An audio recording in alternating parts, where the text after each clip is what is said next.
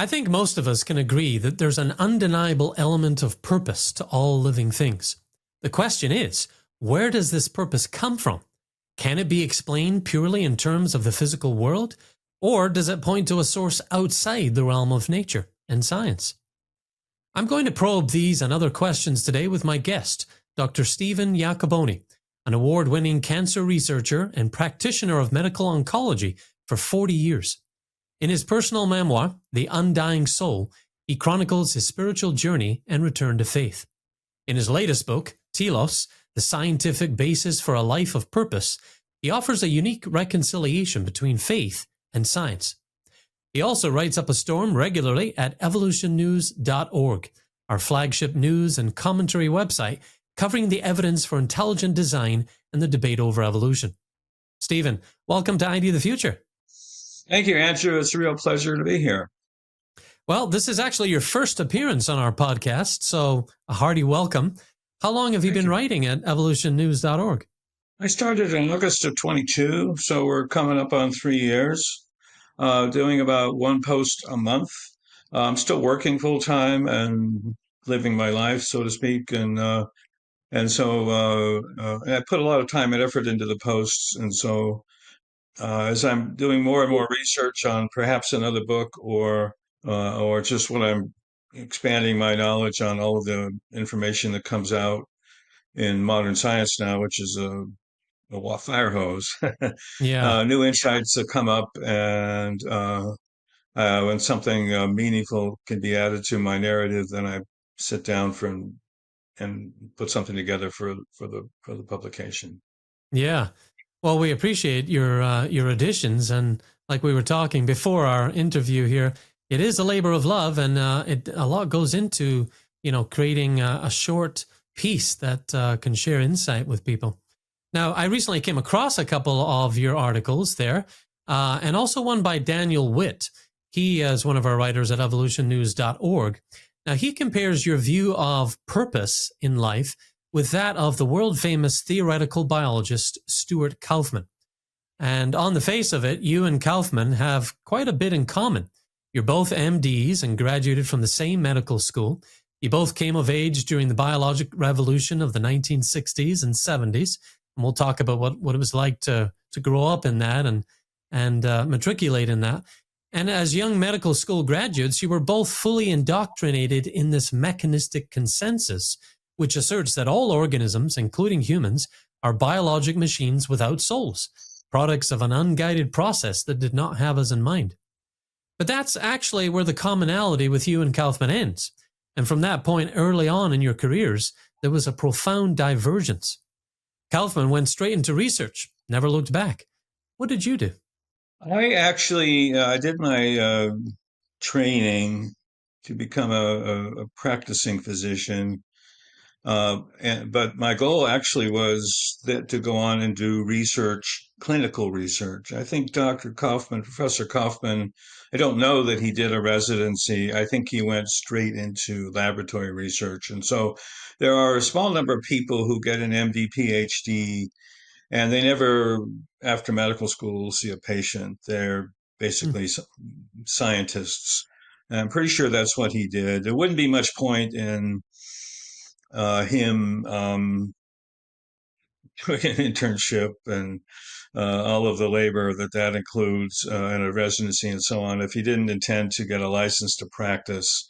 But if you are an MD and PhD, you have more access actually to research funds than some PhDs anyway. And so my understanding is he's been a theoretical biologist with an MD after his name. And I went into, my intention was to do clinical research, meaning that my research would not be in a laboratory or theoretical. It would be seeing patients who had a disease, and I was treating them with a new drug that the FDA was allowing us to trial in clinical trials, looking forward to FDA approval and then use. So we call that clinical research, meaning you have to be a skilled clinician in order to do that. You have to see the patient, decide if the drug is appropriate for them, monitor the side effects and results, and then report on it. So that's a different kind of research. it's a lot less intellectual. It's sort of straightforward. If you have a disease A and you give drug B, do are the results good or bad, as opposed to theoretical, which is what Kaufman went all the way back to the beginning of the universe, so to speak, and dealing with atoms and molecules and why they organize and so on. So it is kind of, I was surprised to find out that he had an MD because I've been familiar with his work and it's all been purely theoretical. And mostly that's a PhD. But that being said, I was doing clinical research, and I did that for a while at MD Anderson. Some people say it's the top cancer center in the world, and I got awards for my research uh, when I was doing that, and I was trying to cure cancer. Well, you're right that it took you about 20 years after medical school to break free of your mechanistic prison. What paradigm did you adopt that is so different from Kaufman's materialism? I think the main difference between myself and Kaufman was that I was always a clinician.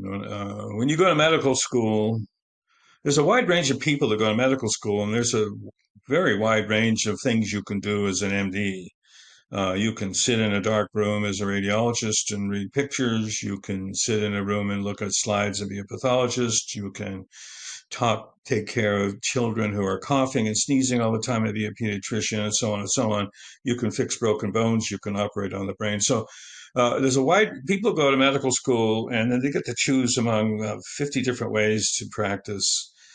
When I went to medical school and I had my eye on research, I really fell in love with being at the bedside, taking care of a sick patient.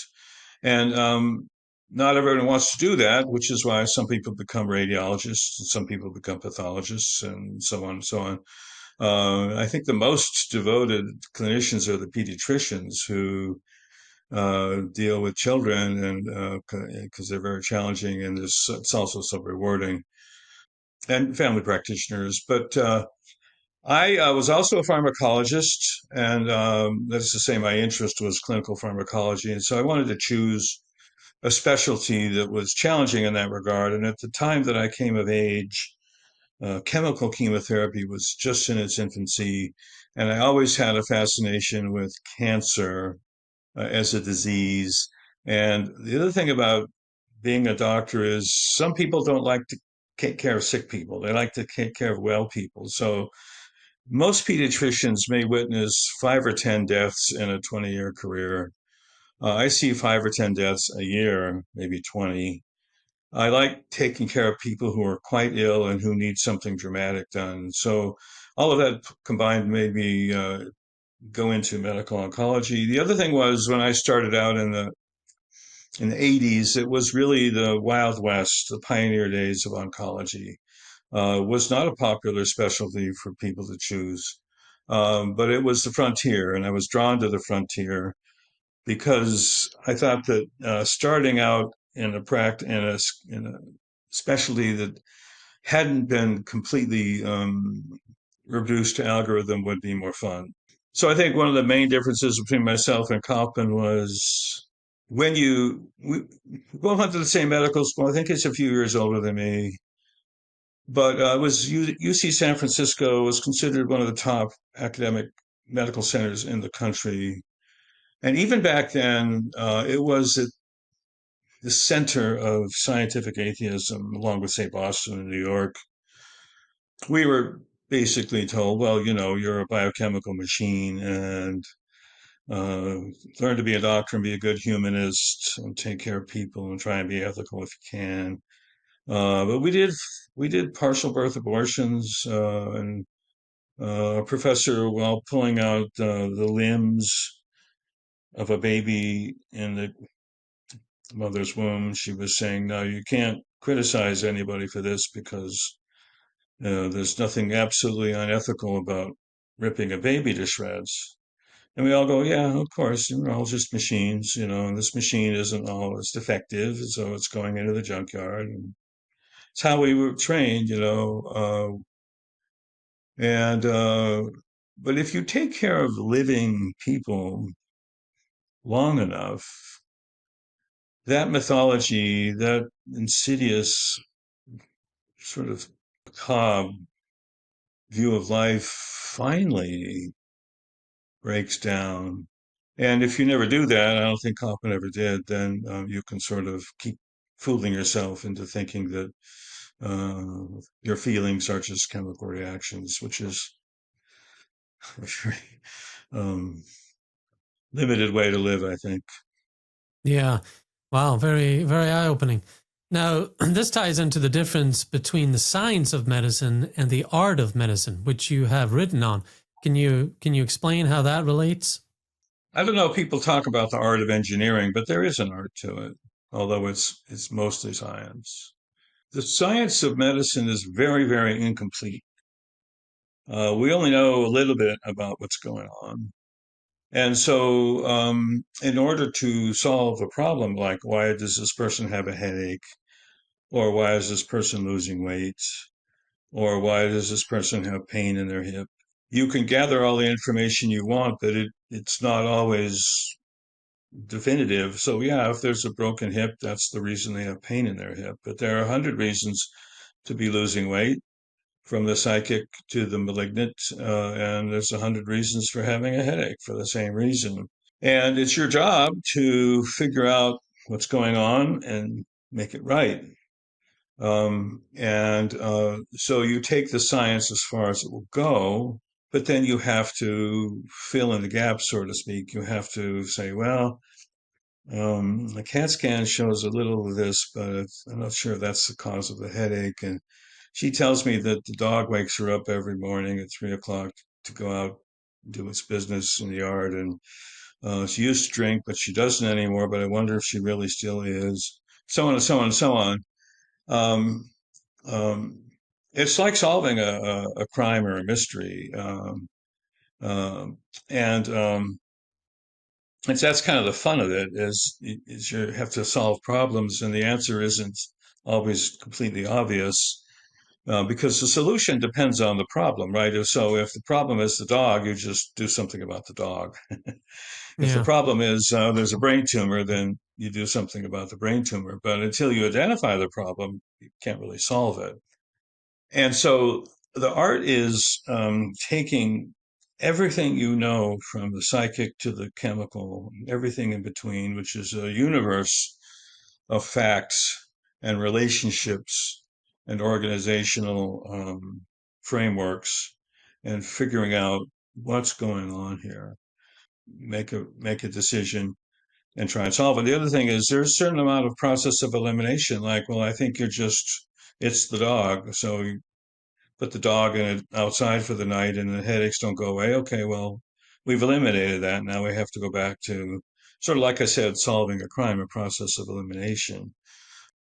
You don't have the luxury, like my friends at Boeing, to say, I wonder if we should increase the curve on the wing. Well, let's build an experimental wing and put it in a wind tunnel and see what the aerodynamics are, and then decide. Now, the art in that is saying, well, I wonder if a 10% change in the arc of the wing would reduce turbulence. That's the art, asking the question. Einstein always said the difficulty in science is asking the right question. And so there is certainly art to anything that anybody does, including brushing your teeth, for that matter, as mundane as that sounds. And doctors have to be humble. I actually say that about Kaufman. Reading his work, he doesn't he doesn't overstate things. Among all of the sort of materialists, he's the one that I actually study and read carefully, because he's thoughtful about what he says, and he doesn't overstate things. He even quoted as saying, "Well, intelligent design might be real. It's kind of interesting thing." He doesn't, call us names or dismiss what we have to say. And I respect that. Yeah. Yeah. You're right. Well, I really appreciate your reference to the analogy of the investigator as a way to kind of understand your profession and both the science and the art of medicine. When you're studying crime, for example, you're really getting to the heart of criminal activity and good and evil and why people do the actions they do. And so you sort of become an expert at that, and you get really deep into studying that, and you learn to know the heart and morality. Um, and as you study the human body, you're going to equally become as expert in that, even as you approach the challenge of the universe of possibilities that can affect the human body. Well, you've written about the changes in the practice of medicine in the last half century. There's a culture of life and a culture of death, to borrow from the title of bioethicist Wesley J. Smith's book. That seems to connect with your delineation of the science of medicine and the art of medicine. What are a few challenges you've experienced in the face of this march of scientific atheism into medicine that's now so prevalent these days? It's been profound. When I was growing up, and I was in medical school, well, when I was in college, and I was associated with physicians who were already in practice, not at UCSF. Uh, Most physicians, up until, say, 1970, they were politically conservative and fairly religious because they were trying to figure things out by taking a little rubber hammer and tapping it on your knee and spending hours talking to a patient and all these things. And they had to be very humble at the magnificence of the life that they were trying to influence. Um, and then after Watson and Crick and Jacques Monod told us that we're all molecular machines, and those of us who were told that as students, and it seemed, and they'd synthesized, Miller and Urey had synthesized amino acids in a test tube. It seemed that that was probably true, and that um, we could let go of religious mythology and just do our best carrying on as good humanists, benevolent caregivers, so to speak. And that worldview dominated science, still dominates science. But I mean, to the second half of the 20th century, from 1970 to 2010 at least, it was dominant. I'll tell you a funny little anecdote. My son, one of my sons, was in a PhD program in biology at Duke University, which was one of the most difficult and prestigious graduate programs in the world. In fact, they only admitted 2 Americans to their 12 people a year program. He was one of them. And so I was visiting him as a life scientist myself. He was actually doing botany. And there was someone who was doing a guest lecture on something people weren't too familiar with, which was around the year 2008. And it was on mobile elements, which one of the world leaders in transpositional DNA genes was coming up from Missouri, and he gave a talk, and we were in a room with graduate students. And he was very nervous because he knew that I was going crazy and thinking about intelligent design. And he said, "Don't ask anything stupid, Dad." And I said, "Well, what if I ask him if DNA is a myth?" He literally said, "You'll be laughed out of the room. Don't do it." But anyway, I did work up the courage because he gave a lecture about how these genes hop around the genome in different locuses. And as an oncologist, we know that if you, uh, the disease chronic myelogenous leukemia is more or less pathologically defined by the fact that a gene promoter translocates to um, a cell surface receptor, and that the entire pathophysiology of this uniformly fatal, fortunately rare disease is based on that molecular transposition of genes. Um, and so I thought, well, these genes hopping around are going to cause all kinds of chaos. And so I did raise my hand and I said, "So you said that these genes are hopping around. Now they call them transpositional, but at the time they called them mobile elements. It's something that Barbara McClintock eventually got the Nobel Prize for after discussing it for 50 years before she got the prize and getting all the pushback she got for daring to think that something Lamarckian could be going on. And I asked, these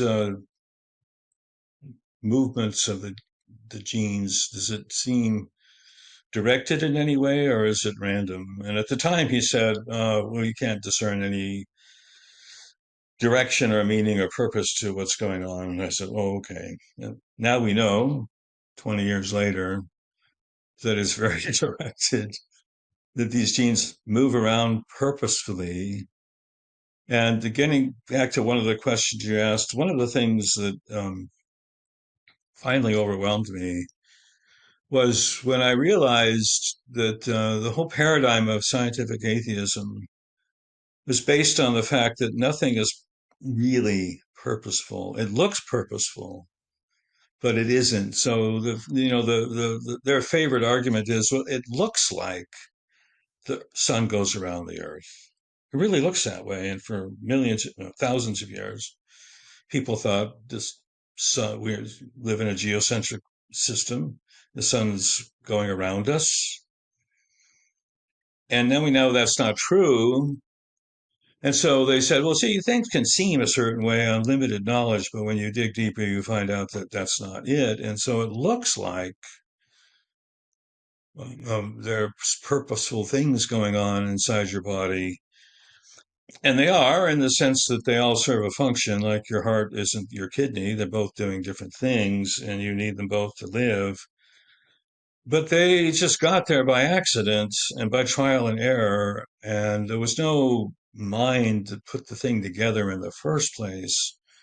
There was just a cell long ago in a tiny organism that learned how to contract, and then it recruited more cells around it and kept contracting. And when it did, it started moving fluid around the body, and this naturally selected those small multicellular organisms to say, hey, this is a good idea. And eventually you have a heart and a kidney and a mind and an eye and all those things. William Dembski has written about, yeah, but the probability is insurmountable. And I'm looking at all of this going, wow, this really is, it's hard to be an atheist when I look at all this. But what really turned me around was when molecules started doing intentional things. Because once you have a machine and it's running, you're not that impressed. And most people start their car in the morning and they're not thanking the engineer because it's a machine and it's built up and it does what it does when you push the start button. But when little molecules should have no intentionality whatsoever are actually wandering around your cells doing this and that. There's no brain there. There's no guiding force. Well, there is. That's what I wrote about in my book, Tilos. There's a guiding force. It's called Tilos. And I didn't make that up. Aristotle said that. And it was so worthwhile that the greatest theologian of all time, Christian theologian of all time, St. Thomas Aquinas, said, yeah, Aristotle's right. No, there is teleology. And that's what my book is about. These molecules are acting with intention. Once I found that undeniable, then I had to change my whole worldview. The biggest failure of molecular biology or scientific atheism is rests at this very point. So when I went to medical school, I was required to read Chance and Necessity by Jacques Monod, who at the time was the chief of the Pasteur Institute, which made him actually the most important biologist in the world. He said, it really looks like there's purpose here, but it isn't. These molecules bounce around together, and eventually they start doing things that serve a function. And once that happens, then they propagate it because this function gives them survival advantage, and they're naturally selected to keep doing what they do and recruiting other things to do that. Well, the problem is, and then when Miller and Urey synthesized amino acids out of basic molecules, methane, oxygen, hydrogen, water, and an electric shock, spark, he said, okay, well, in primitive Earth, when those elements were there and there's lightning, it had amino acids in some warm little pond, as Darwin said. And we thought, okay, and that was like in 60s. said, okay, well, pretty soon, from there you get proteins, and proteins will then cause you get DNA polymerase, which will make nucleic acids and polynucleic acids, and you have life. Well, as James Tour, the great James Tour, keeps pointing out, everyone has been trying to take the next step and show that when you put these amino acids, which do spontaneously form, into any sort of beaker that might mimic a natural surrounding, they don't polymerize. It's like having one tire. You don't have a whole car. You have one tire. And even if you have three tires, you don't have a car. But anyway, in order for amino acids to turn into a polypeptide, that is to say, a protein, you have to have a polymerase, which is a protein. And so it's the chicken and egg thing, which is unsolvable. And James Tour keeps saying this is unsolvable unless there is some other force we don't know about, which made this happen. And I believe, since I believe it happened, because we're all sitting here talking about it, that it did happen, and the reason it happened, and the reason why transposable elements in the DNA pop around is because it's all purpose driven. In order to keep science from being sort of unobjective, purpose was eliminated. You have to re-invoke purpose in order to understand it because everything is purposeful. In other words, if you want to build anything inorganic, it's a straight line of linear steps. Um, you just take your bricks and you line them up and you put the mortar stone brick by brick until you have a wall, and so on. Um, but in order to build an organism, that once you start an organism and starts doing things, and it's doing other things that you have to account for, it's what we refer to as self-referential. It's not linear; it's circular, and there's all these loops of of things going back and forth, which is what you do when you get up in the morning. You don't just um, get up in the dark and pick clothes out of your drawer without looking at them and not knowing what the weather's going to be or what time of day it is. You figure out what time of day it is. You go to the kitchen, decide what you want to eat for breakfast. You decide whether it's cold or hot outside to choose your clothing. You decide whether your car needs oil or not. All these things, because all of these things influence what's going to happen to you as an organism during the day. And every creature has to do that all the time. If you're a cow, you have to figure out where the grass is. If you're a wolf, you have to figure out where the cows are. And so if you're a cell, you have to figure out where's the glucose. And then when you get the glucose, you have to say, okay, am I going to do glycolysis or am I going to do oxalase? And once you do that, you have an ATP molecule, say, now do I have to fix the DNA molecule or should I send this energy over to the ribosome? And so actually what goes on inside a single cell is more complicated. A single 36 trillion cells in your body, and what goes on inside every single cell is more purposeful and definitive and exacting and meticulous than what 100,000 people do in a year getting through their day.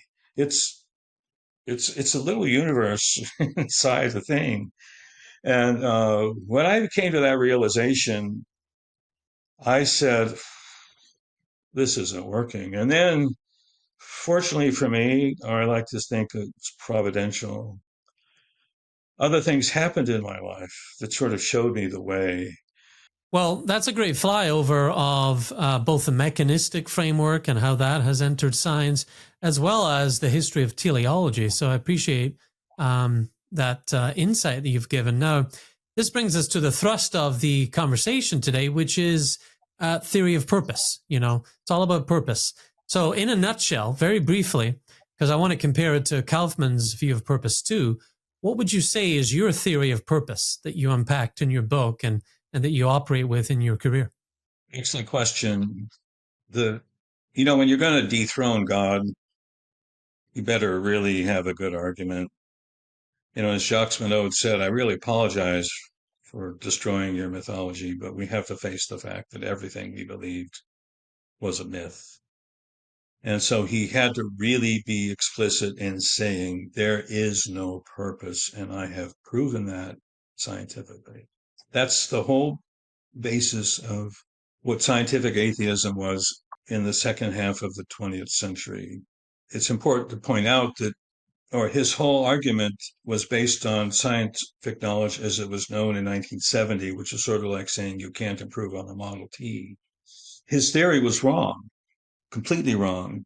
Science took 30 years, but by 2005 or so, we knew that what he said was completely false and his argument was false. And so his proof of the death of God was false. Now, that left people like Stuart Kaufman and the rest of the gang having to figure out what to do. And so Antony Flew, who wasn't a scientist, but believed in atheism because that's what science seemed to say. He said, no, I was just reading the data here. And like Michael Galerntner said, no, actually there is a God.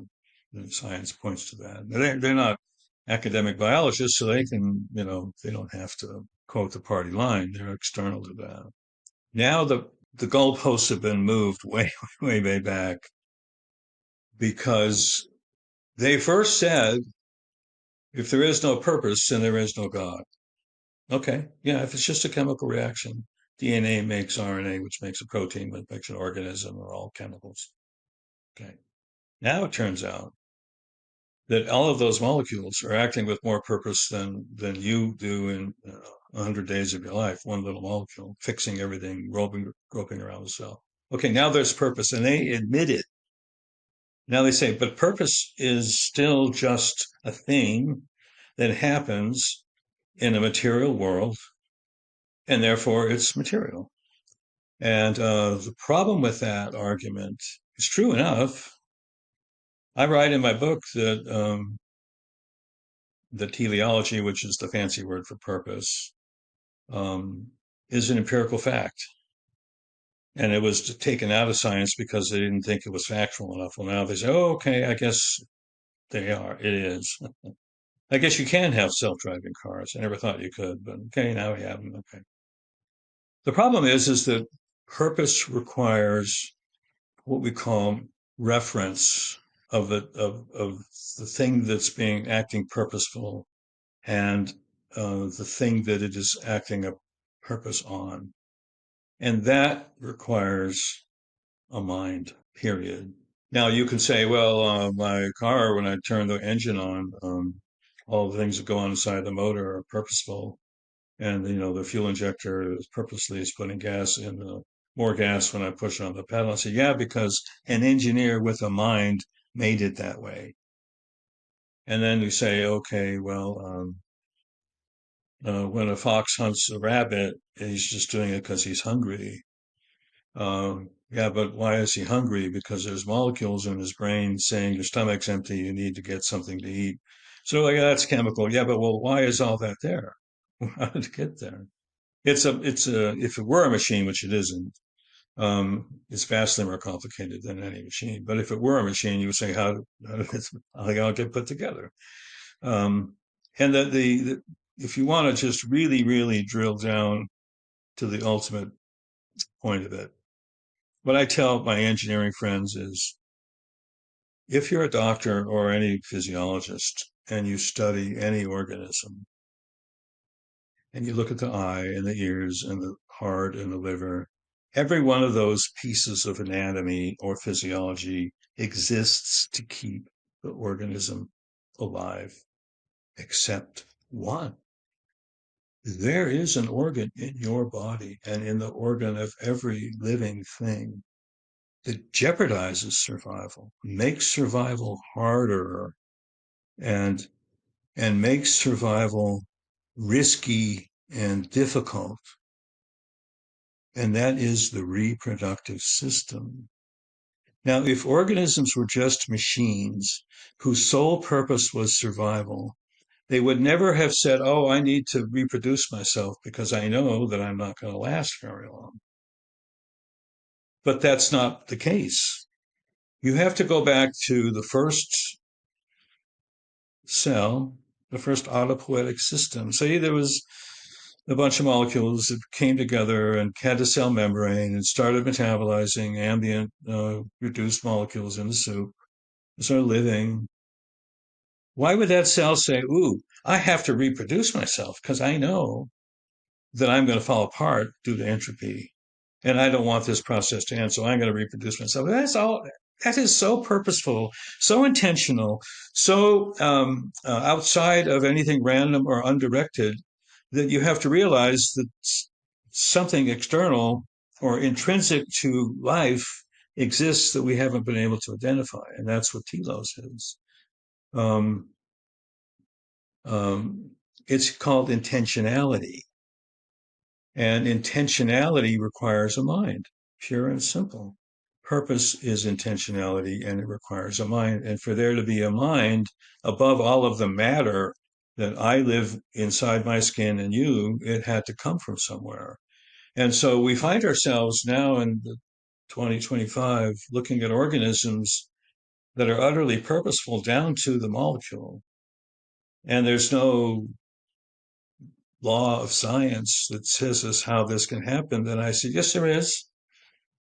Yes, there is. I found it is something that Aristotle said 2,400 years ago, and that is so great that St. Thomas Aquinas said, yes, there is. It's called teleology. It's a fact. It's just an empirical fact. And if it's a fact, then you have to say, what's it doing there? And you can, scientists have said, well, gravity is just a gravity and matter and the universe is just there. And they sort of exist without a mind, maybe. But intentionality as a fact has to come from a mind. And a mind is something that's not material. Yeah. And so there we are. Yeah. Now, Kaufman, for his part, also recognizes that intrinsic element of purpose in living things, and he knows it can't be explained, through the laws of physics. So, how would you describe his theory of purpose, and how does it differ from yours? That's the core question. That's really where we're at right now. You either take the Thomistic point of view, which is what I've tried to articulate in my book, or you take the Kaufman point of view. So Kaufman and I agree that there is purpose and that there is something called emergence, that things go on in the world and organisms emerge and properties of organisms emerge. He says that because of that, it's not possible to predict the outcome of evolution in the future. And it was never possible to predict it before because there's no external intentionality. It's still random within the constraints of physical law as we know it. And that anything that he still maintains that our existence here is an accident, that there was no God behind it. And my point of view, which is nothing more than a re-articulation of what the most brilliant people in history have said, is that our emergence was predetermined by the mind of God. Emergence comes from a pre-designed point of view.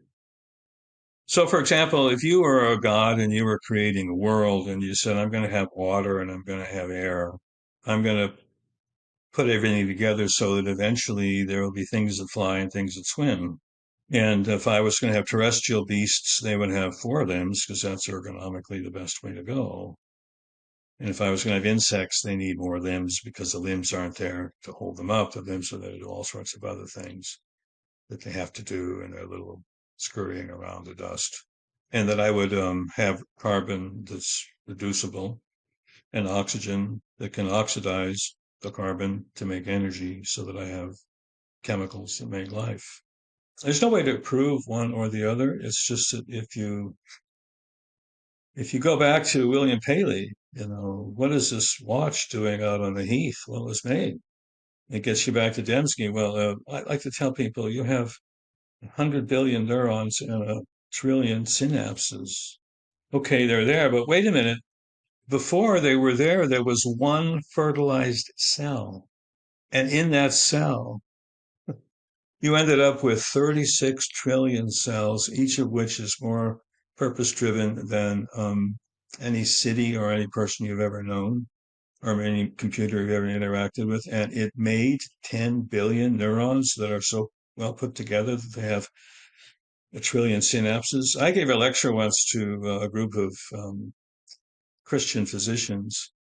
And I said, wow, I've been enjoying this conference and I'm amazed to see so many intelligent statements coming out of brains that were randomly assessed, conglomerated from a glob of cells and somehow put together synapses that made you utter some intelligent statements.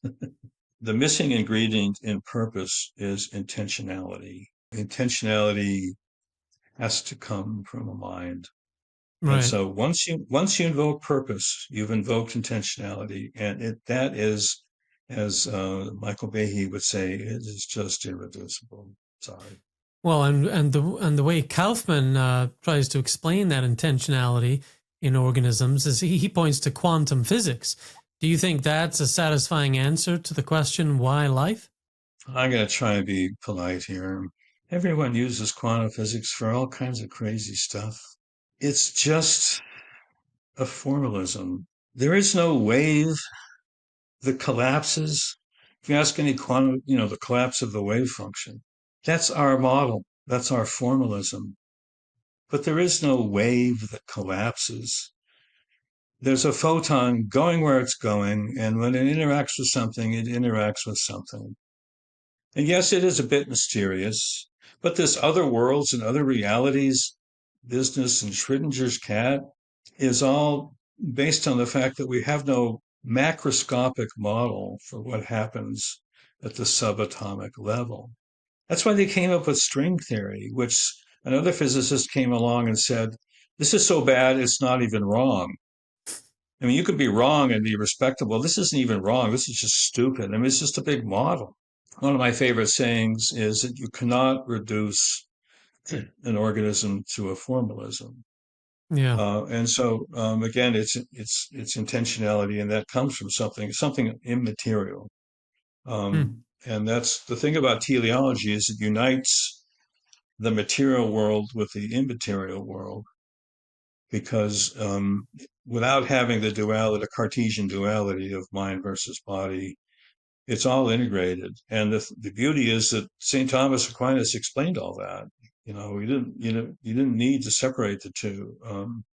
Our minds are the formal cause of our material cause, which is our brain, and the formality precedes materiality, and that's the basis of his metaphysics. And still inviolate, that metaphysics is still. Now we know that the other thing about that was final causality, and then now we know final causality, which is telos, is real, and then we know that St. Thomas Aquinas was right all along. Yeah.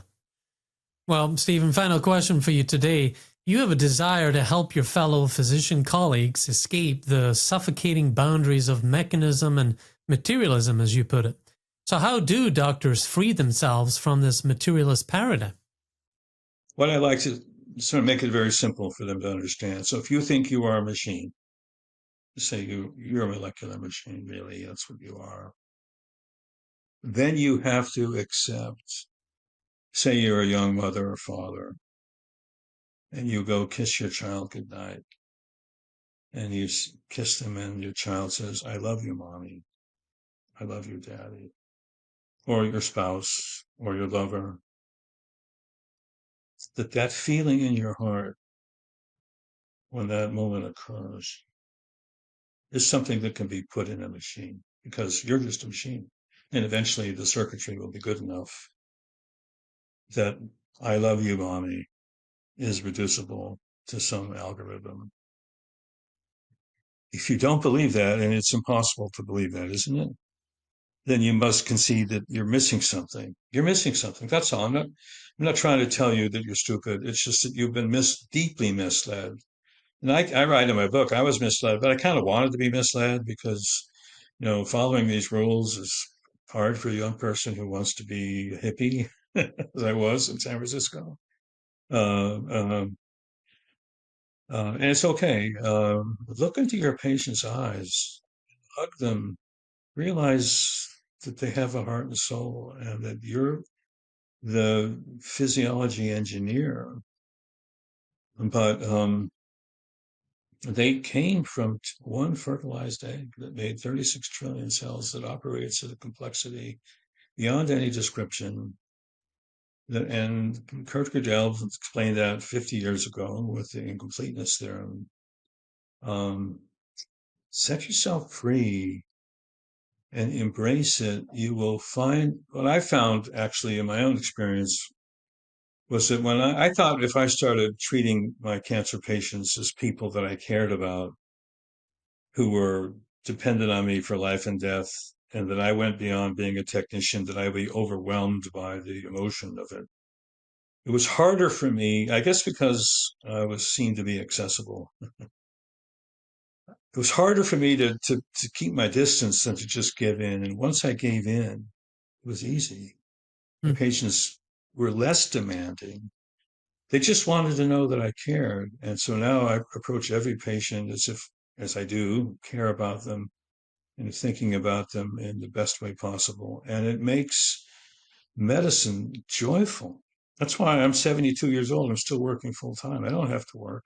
I think physicians really need to get on board with this because we are where science and art and intuition meet and intentionality meets and the complexity of what we do for a living every day, unlike someone in the lab or an engineer, God bless them for their brilliance and their hard work.